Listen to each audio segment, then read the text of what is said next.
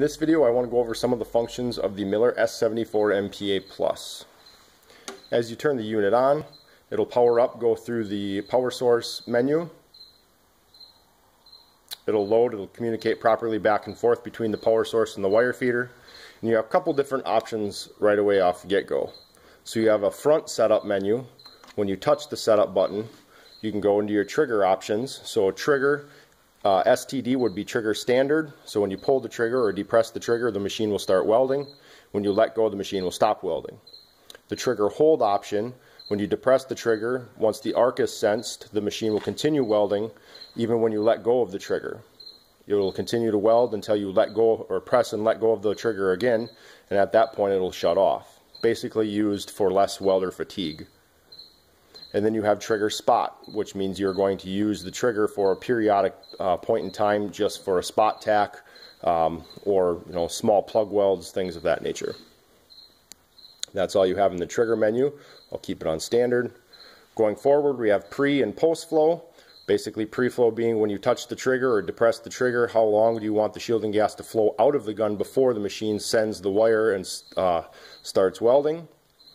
Post-flow is when you let off the trigger, the gas will flow out of the nozzle for a given amount of time to further protect your weld. Run-in would be a percentage of wire feed speed when turned on.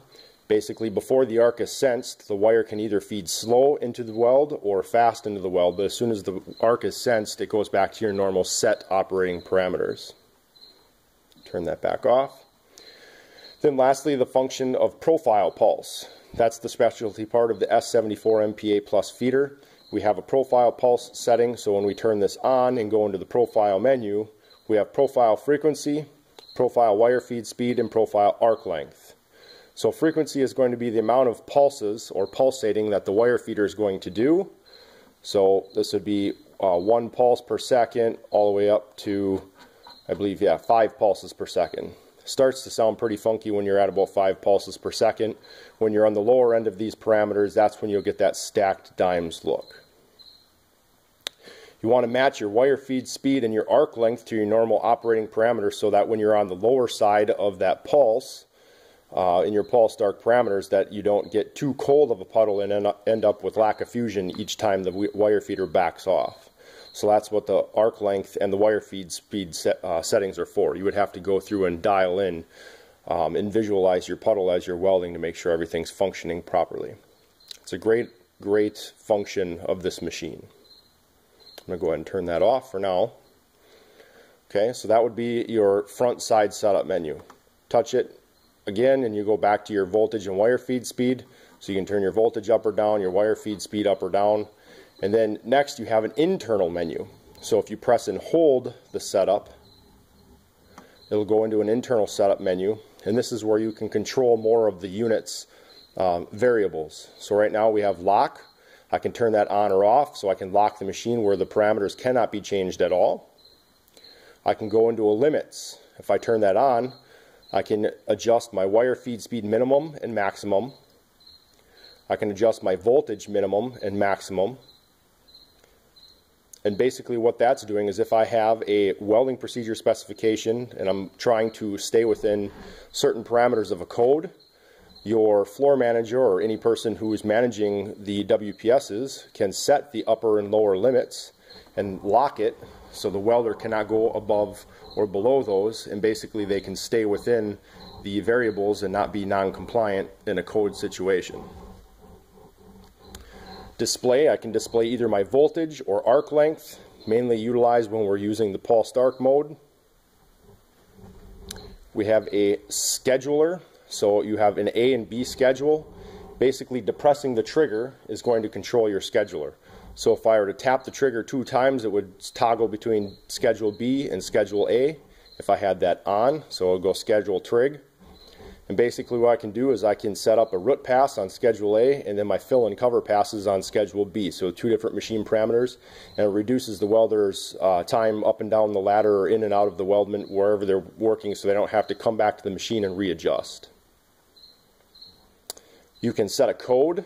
So you can set a 4-digit code to lock out the machine, so only the person who is programming the machine knows how to get the machine back into the lock mode or out of the lock mode to change the variables again. Then we can run progress on weld time and weld runs, basically to monitor or track productivity.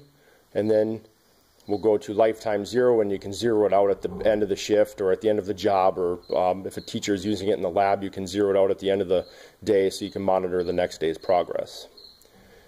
Lastly, we have power source menu, and basically it's on or off. That's when you switch the on switch on, it'll tell you what the power source is linking up with. We'll talk about that in a second. We also do have an info for our motor or front controls, basically giving you any of the internal equipment information if the machine does need to be serviced. Okay, so that would be our internal setup menu. Now we have the power source menu on, so when I shut this machine off and then turn the feeder back on, you'll see S-74, and then you'll see the power source. So I have MPA on here. I can toggle between the MPAs, the delta welds, the dimensions, the XMTs, the Envisions, and the Optimas. And basically what you're doing with that is the 14-pin connector that connects to the power source is communicating back and forth and saying, hey, this is the type of feeder that I have set up, or the type of power source I have set up, and the capabilities that it has. Such, when I'm using, like right now, I have my feeder hooked up to a XMT 304, so when that loads, I'll go back into my setup menu, and when I go to the end of my setup menu, I no longer have that profile option. The XMT 304s is not a pulsing power source, so I do not have the pulsing capability with that. However, if I go back to the MPAs are the pulsing power source, and such I would have the profile pulse, and I could turn that on or off. Okay, so this video went through some of the functions that this machine has. If you have any further questions, please shoot me an email or drop me a call. Thank you very much.